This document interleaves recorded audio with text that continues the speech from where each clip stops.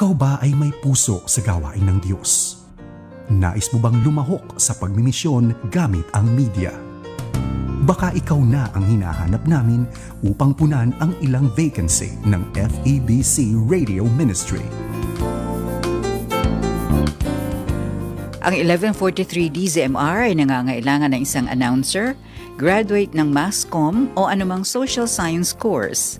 Ipadala ang inyong application letter, resume at photocopy ng transcript of record kasama ang isang 2x2 photo sa 1143@dzmr.febc.ph o personal na mag-apply sa opisina ng DZMR, Sefton Village, Barangay Divisoria, Santiago City. Para sa iba pang detalye, mag-text sa 0917-563-7513. Muli, 0917-563-7513.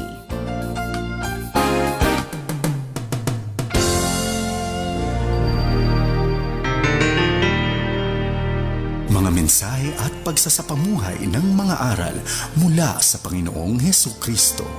Kasama mo, Pastor Jay Banzuelo sa Konektado.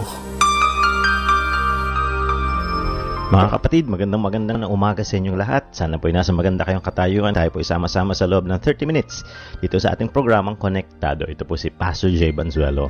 Well, ngayong umaga po, ang atin hong bibigyan ng pansin ay isang topic na I do hope maka-encourage po sa ating lahat.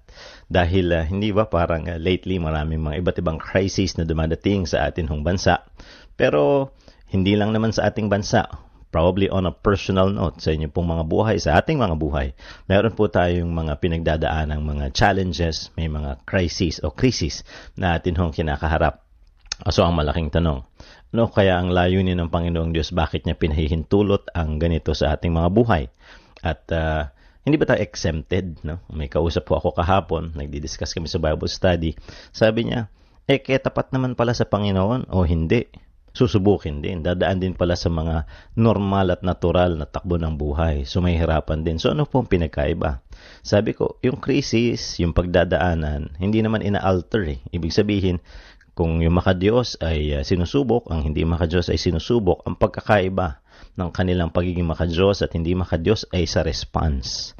Yung makadiyos, syempre, masusundan niya yung gabay ng Diyos at yung unawa sa layunin ng Diyos at yung tamang gagawin sa panahon na may krisis, ayon na rin sa pagtuturo ng Diyos, magagawa niya, masusundan niya. Yung hindi makadiyos, wala sa kanya yon. So yung response in the time of crisis, yun ang major difference. Di ba?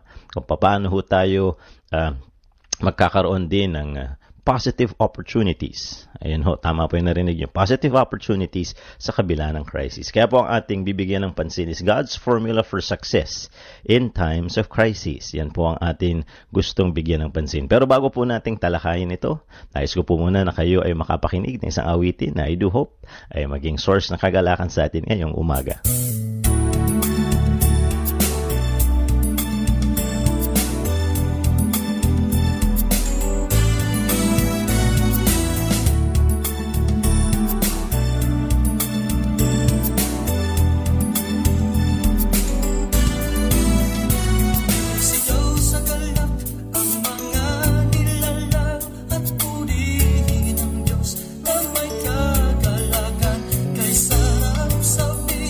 Sa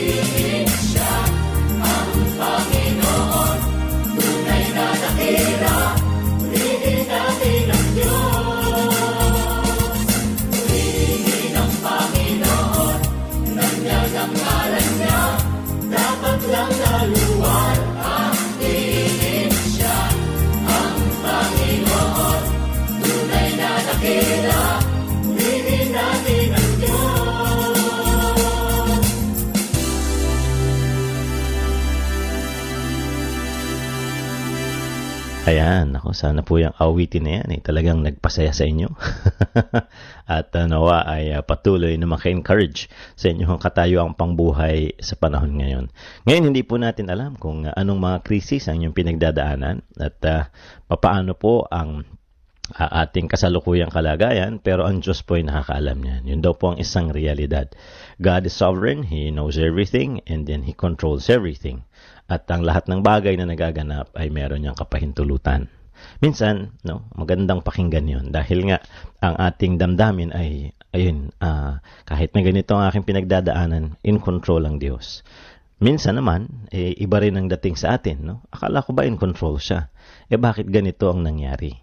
At bakit niya pinahintulot yung ganito at ako'y nasaktan? Totoo naman po, ito'y ilan sa ating mga nagiging palaisipan o katanungan kapag tayo po ay dumadaan sa pagsubok ng buhay. Pero ang atin hong titingnan is God's formula for success in times of crisis. At ang atin hong bibigyan ng pansin ay yung character ng isa sa mga naging hari ng Judah. At mamaya-maya po ay makikita po natin ang naging reaction niya. Bakit ho kinakailangan nating makita yon? Sapagkat ang krisis po ay marami hong napapalabas na mga situation sa ating mga buhay. Pwede po na ito ay nakapagludulot para matagpuan natin ang higit. Yun pong magandang nilalayo ng Diyos at may mga pagkakataon, if we don't react the right way, malayo pa tayo lalo sa kalooban ng Panginoon. So ang atin hong titingnan mamaya ay yung life ni King Jehoshaphat sa panahon ng krisis. Pero bago po yan, tingnan po muna natin ito. Ang sabi daw, kahit na sino pa tayo, tiyak na tayo po ay makakaranas ng krisis. Kaya nasa sa panunungkulan ka, nasa pangkaraniwan kang takbo ng buhay, mayaman, mahirap, ano pa man, makadiyos o hindi, kagaya ng natin hong introduction, dadaan ho tayo sa krisis. Pwedeng yan ay krisis pang individual o krisis ng isang samahan o ng isang komunidad. At pwedeng krisis pang bansa kung saan ikaw ay nabibilang. Yan po ay isang katotohanan sa buhay dito sa lupa. At may mga dumadating kasi ng mga kapanahunan na hindi natin inaasahan ang mga mangyayari. Minsan ang ganda-ganda ng takbo ng ating buhay, masaya na at parang kampante na. Then biglang may dadating na kung tawagin natin ay unpredictable event. Merong mga unforeseen consequences of some event.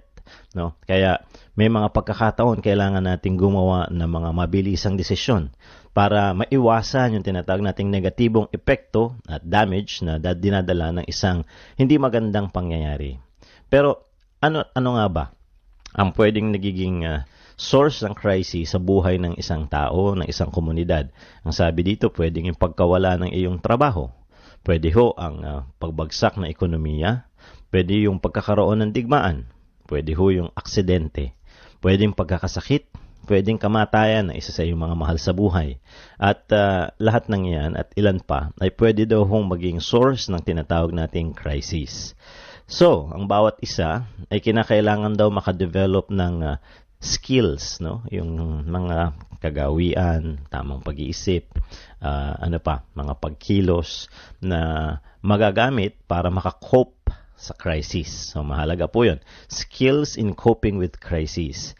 Ngayon, ang pangangailangan po niyan ay hindi lang naman siguro sa practical side.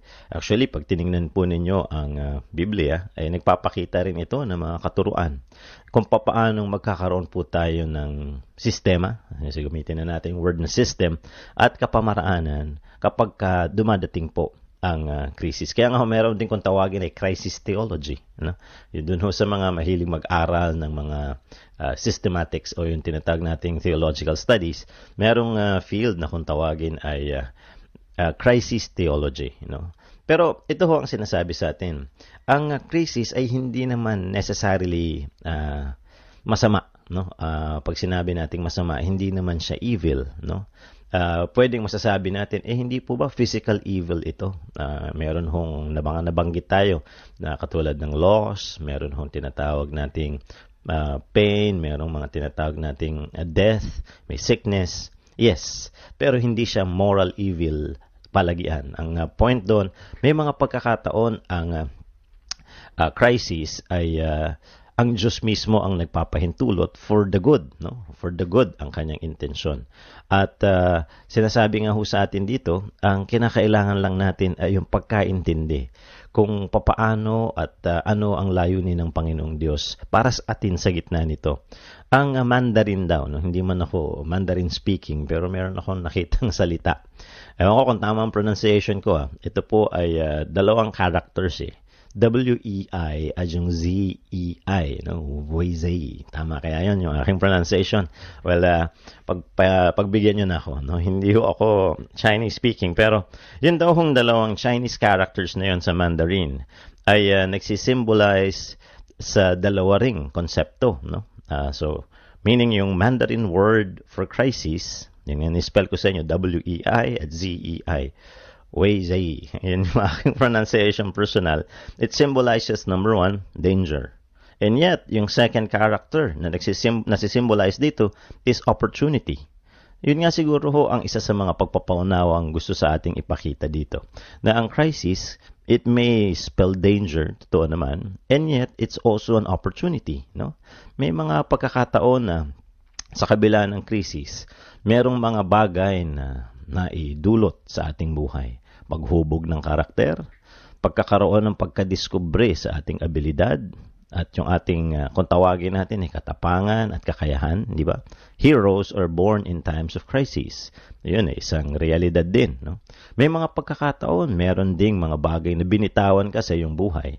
Dulot na rin ang pagdating ng krisis. At yung binitawan mo na yun ay mga bagay na hindi kagandahan, na nagpapabigat ng iyong takbong spiritual, mga bagay na hindi kalooban ng Diyos. Nung tumama yung krisis, nagkaroon ka ng point of realization. So, naging opportunity din siya. At may mga tao na sa kabila ng krisis na hubog ang kanilang pagkatao and then they rose above it. Nagkaroon sila ng tinatawag nating success stories. At yun nga ay nakaka-inspire pagka binabasa natin at na-realize natin, ayo nga, no? We tend to understand na ang Panginoon talaga can use yung crisis in order to make something good, di ba, come out sa buhay ng isang tao o do sa isang situation. Pero ito nga ho ang gusto nating makita, no? Mula daw po sa 2 Chronicles chapter 20 verses 1 to 30, no? 2 Chronicles 20, 1 to 30, diyan mo mababasa yung isa sa mga magagaling na hari, no? Kinikilalang hari ng Judah, si Haring Jehoshaphat, no? Ang mga hari po ng Judah ay nasusukat at ang kanilang mga buhay ay ini-evaluate din, no? Kagaya ng mga hari din ng Israel. Merong tapat sa Diyos, merong hindi totally naging tapat sa Diyos, pati yung mga misgivings nila ay nakikita. Pero itong narrative na ito, no, ay meron daw mga bagay na ipinakita sa atin. Yung ending ay mainam, no? Pero ang sabi dito, pinadaan din ng Panginoong Diyos ang haring ito at ang bansa ng Judah sa krisis, no? At lumabas naman silang victorious. Ito yung mga advantages sa kabila ng crisis, at least in passing makita ninyo. From verse 24, they came out of the crisis emerging victorious. King Jehoshaphat, no, in verse 25, became richer. In verse 27, he was happier. And then the kingdom became more prosperous and peaceful. Verse 30, above all, God's name was honored and glorified. Verse 29. So ito ay mga bagay na naganap at lumabas sa kabila ng isang krisis. Ano ho ba ang krisis na yan? Well, yung krisis kasi na yan ay dulot na rin na ang isang haring katulad ni Jehoshaphat. Kadalasan po, no, mapapansin ninyo merong mga spiritual advisors, ang mga hari na hinirang ng Panginoong Diyos from Judah. At yun nga ho ang layunin ng advisor na yun is to give them yung kalooban ng Diyos at yung pananalita ng Diyos sa bawat hakbangin na kanilang gagawin sa pamumuno at sa pamumuhay. Ang pamumuhay na yun ay hindi lang yung kanilang personal lives, kundi most especially yung buhay ng mga hinirang na lahi ng Panginoon, no? The chosen nation, yung mga Israelites. Pero dito mapapansin natin, ito hong si King Jehoshaphat ay kumbaga nabilog yung ulo. Mayroong isa pang hari, si King Ahab, na nagnanais na i-engage sa digmaan noon ng Syria. At kung ano nangyari, napao siya. At ang problema, yung pagka-oo niya na yon ay hindi niya kinonsulta sa Diyos, at hindi niya na-consider ng husto. No? May mga times, kinakailangan po natin intindihin yung effect ng impulsiveness. Ang impulsiveness ay nagdudulot para tayo ay makapagdesisyon. Minsan, nang wala sa lugar at wala sa panahon. At ang nangyayari ho niyan, nagkakasubuan tayo at nalalagay tayo tuloy sa bingit ng alanganin. Remember, yung mga sins of the tongue na atin hong diniscuss a few weekends ago, pinapakita ho sa atin doon na isa sa mga bagay na nagiging kasalanan ng ating mga bibig ay yun hong pagkakaroon natin ng mga, anong tawag natin, hasty statements. No? Kaya yung swift tongue, yung padalos-dalos ay delikado yan at nakapagpapahamak at nakapagdudulot ng kasalanan. At malamang dito sa case na ito, it applies. No, gusto lang natin iduktong sa previous lesson natin para maintindihan natin ang pinaka-punto de vista ng Panginoon. Ang kanyang mga pagtuturo, ang mga pagpapaunawa sa atin, kinakailangan talaga nating ilagay sa isip, ilagay sa puso at i-apply. Dahil yan po talaga ang nakakatulong sa atin para makakilos ng, sabi nga natin ayos kahit sa kabila ng krisis o mga sitwasyon kung saan nalagay na tayo sa bingit ng alanganin. Gusto na natin siyempre makalabas at may ayos sa mga bagay-bagay. Lito tayo. Kaya minsan, a wrong decision, pagka hindi ka nagkaroon ng divine guidance, hindi ka nagkaroon ng reliance on God's Word, one wrong decision actually, di ba, creates opportunity for more wrong decisions. Kaya ang nangyayari, pagkatapos mo gumawa ng maling desisyon, nakakagawa ka na naman ng isa pang maling desisyon. Pwedeng in panic, pwedeng in confusion, at ang nangyayari, lalong lumalala. That's the reason why you need God's leading. Yan po ay napakahalaga. So, dito po, mapapansin natin dun sa narrative, no, dun sa ating binanggit na set of verses, ay ang unang Diyos ng Panginoon, unang command ng Panginoon sa pamamagitan ng kanyang spokesperson, ang propetang Jahaziel, para kay King Jehoshaphat ay ito: do not be afraid. Alam nyo, maganda yung do not be afraid na yun, yung do not fear. Nanood ba kayo ng film na Facing the Giants? Yun ho ay nung pinanood ko, tuwa ko dun sa isang linya na binigay ng isang character. Tanong niya dun sa isang coach na lalaban sa championship ng sport, no? Ang sabi niya, natatakot ka ba? Oo. Sabi niya, huwag ka mag-alala. Ikaw ay manghawakan sa Diyos. Ang pangako daw sa Bible na nagsasaad na do not be afraid ay 365 verses. O kaya 365 times nakalagay sa Biblia, sinasabi ng Diyos, do not be afraid. No? Gandang gandang fact. Bakit? Kasi ilang araw ba sa isang taon? Kung 365 days in a year, every day there is the assurance of God na nagbibigay sa iyong paunawa, do not be afraid. So, ibig sabihin, kung may pagtitiwala ka at pananangan sa Kanya, nandoon ang security. At binibigyan Kanya ng confidence sa Kanyang pwedeng gawin sa iyong buhay. Pero mahalaga, yung tinatawag nating surrender to the will of God. Very important principle yon. So, ngayon, ang mapapansin po natin ay napakaganda nung isang principle dito. Yung unang principle, seek God's will first and foremost. No? In times of crisis, yun daw po ay napakahalaga. Seek God's will first and foremost. So ano daw po ba ang key sa success ni King Jehoshaphat sa panahon ng crisis? Ito po ang sabi sa verse 3. He set himself to seek the Lord. So, nung sinabi hong he set himself to seek the Lord, hindi ho yan half-hearted seeking. Ibig sabihin, hindi ho yan yung, sige na nga, baka makatulong Hindi ho Ang point ho dito is total surrender. Yun po yung idea. Yung, sabi po dito, the words set himself. No? So, ang ibig sabihin ay intentional. Nandun ho yung kanyang resolve, no? Nandun yung kanyang purposefulness, at nandun ang kanyang sincerity in seeking God. King Jehoshaphat also commanded the people to fast, another indicator of the depth of the crisis and the intensity of this primary response, seeking God. So, napakahalaga po nun, no? Kinakailangan po muna nating maintindihan na ang atin hong first response ay malaki ang kinalaman sa magiging direction, di ba, ng atin hong mga hakbanging susunod.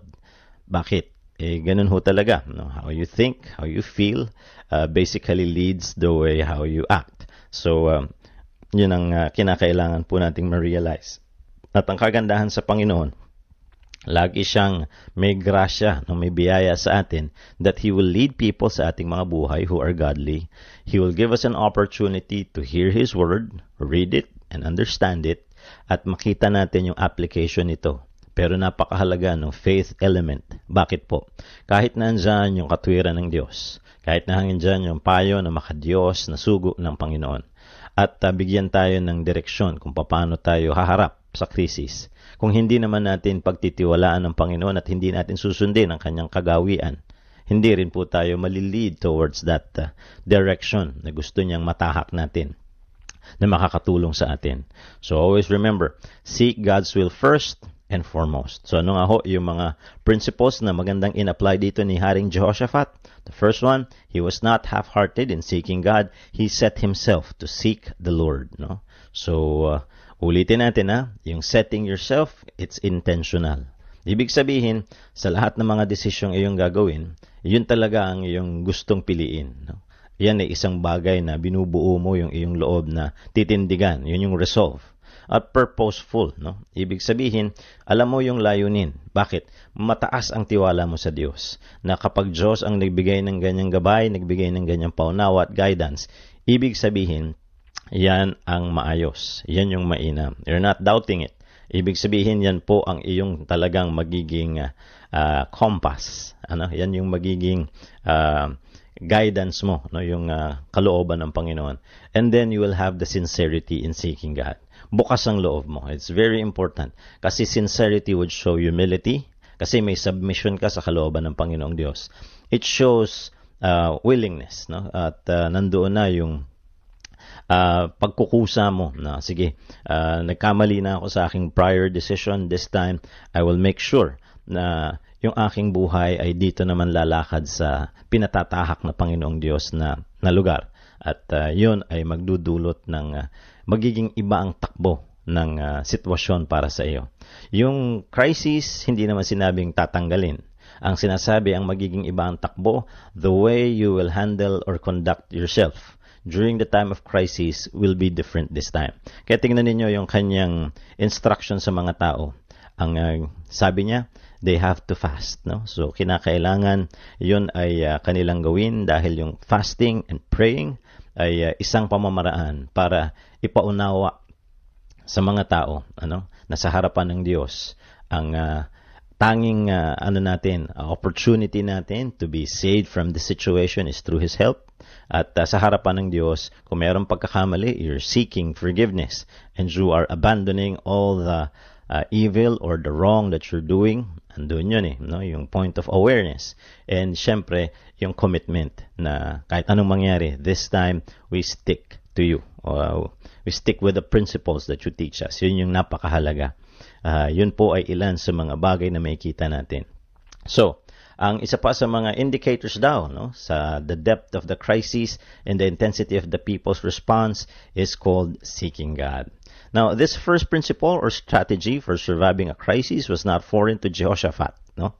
Seeking God first and foremost when making decisions was natural to him. You remember, di ba, sa experience niya with King Ahab, na nakabase sa Samaria. Pag tinignan niyo ang 2 Chronicles chapter 18, pag ni-review niyo yung story, at ang sabi ho dito, sa Jehoshaphat had riches and honor in abundance, and by marriage he allied himself with Ahab. Sa Jehoram, the son of Jehoshaphat, was married to Athaliah, the daughter of Ahab and Jezebel.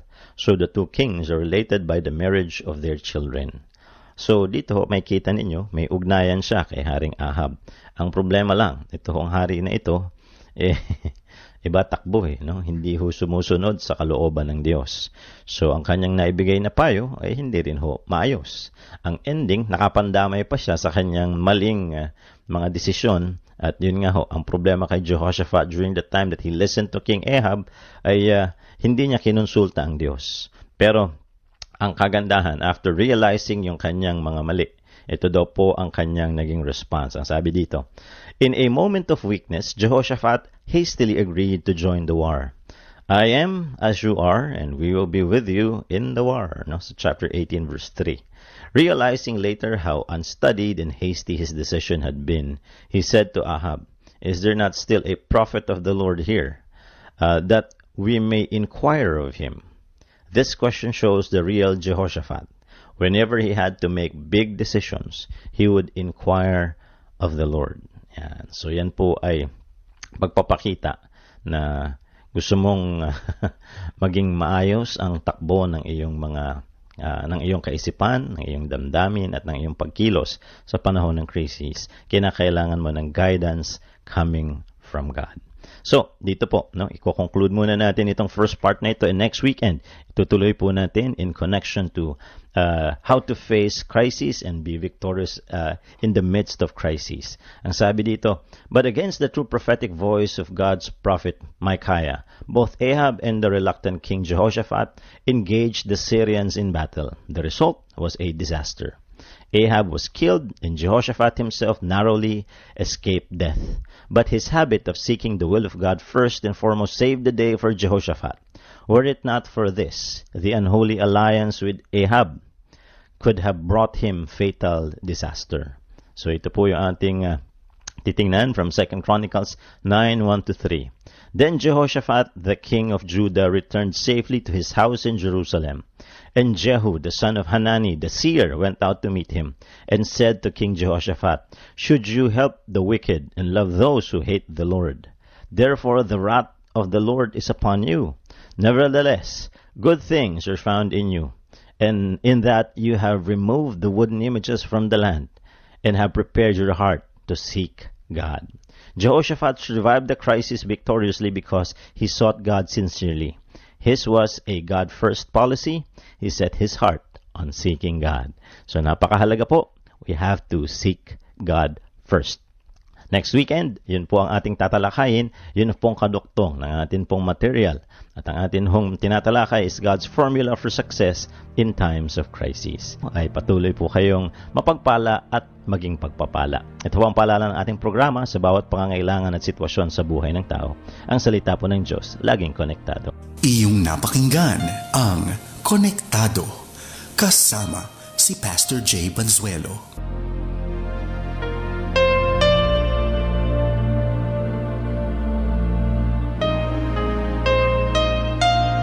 Inaanyayahan namin kayong makinig muli kay Pastor Jay Banzuelo sa Konektado, alas 11 ng umaga sa darating na Sabado. Sa loob ng 4.5 oras, inyong napakinggan ang pagsasahimpapawid ng 1143 DZMR. Ang himpilang ito na di-commercial ay pag-aari at pinamamahalaan ng Far East Broadcasting Company. Ang DZMR na may lisensya BSD 0101-2014 ay nagbo-broadcast araw-araw sa lakas ng 10 kilowatts tuwing Sabado na umaga mula alas 5:30 hanggang alas 12 ng tanghali. Ang studio at transmitter nito ay nasa Sefton Village, Barangay Divisoria, Santiago City, Isabela, lisensyado ng National Telecommunications Commission at pinangangasiwaan ni John Mark Anthony Maguliado na may